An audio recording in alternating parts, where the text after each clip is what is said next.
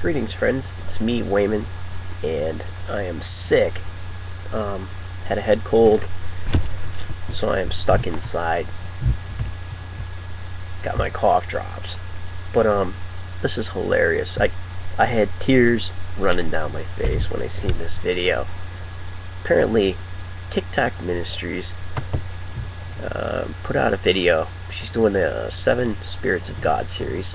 Which isn't all that bad. I mean, I tolerate it. I saved them because you need to save this video. This is awesome. How to make a baby, the myth of the motherless conception of Christ. And if you go there, she got 1,032 views, 2 stars. Evangelicals did not like this. And she wrote in the comments section, "It has been brought to our attention that people leaving positive comments on this video are being targeted and harassed. We have also received reports that since this video has been posted, there have been individuals making posts on Facebook in which they openly expressed their desire to kill Monica Dennington.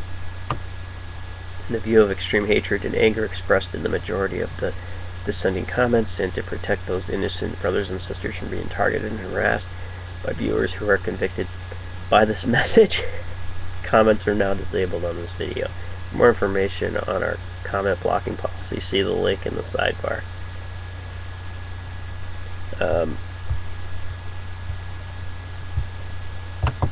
I never thought I'd be making a video in support of Monica Dennington, but I think she should be allowed to say. But, however, the reason why this is rubbing people the wrong way, maybe this idea doesn't necessarily conform to the standard evangelical thinking. And what's tough is assigning genders to the Holy Spirit.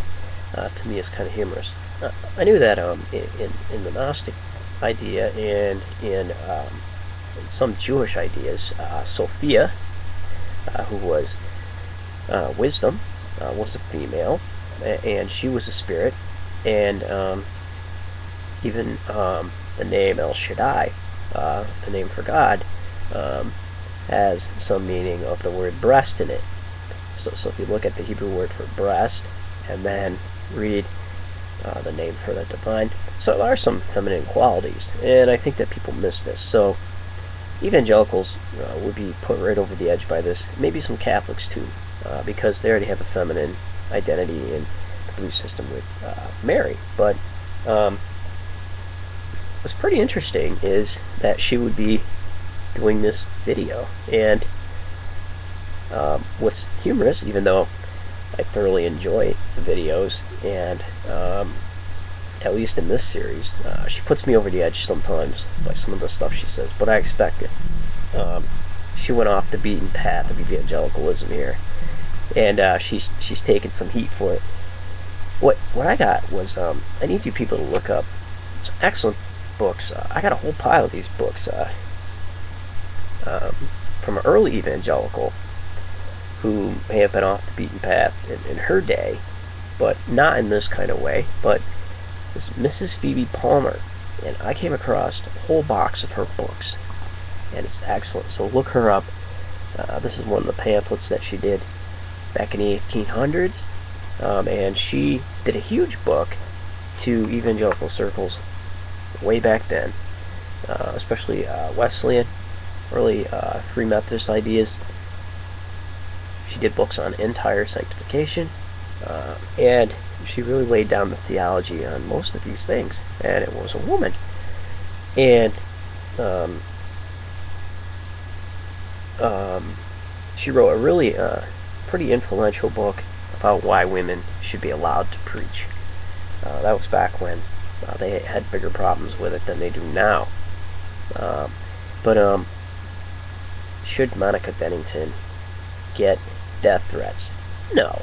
This is petty stuff, and maybe a lot of people look up to her as a leader, but it's her video. She could say what she wants.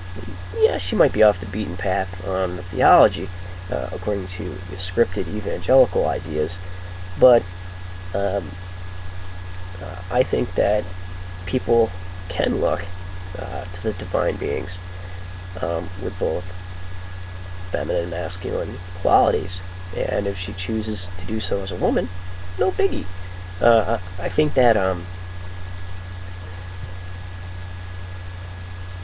that personally, I wouldn't assign any gender because the divine is a spirit, and the way that can be named. This isn't Taoism. The way that can be named is not the constant way. And I screwed that up. The way that can be named is not the constant name.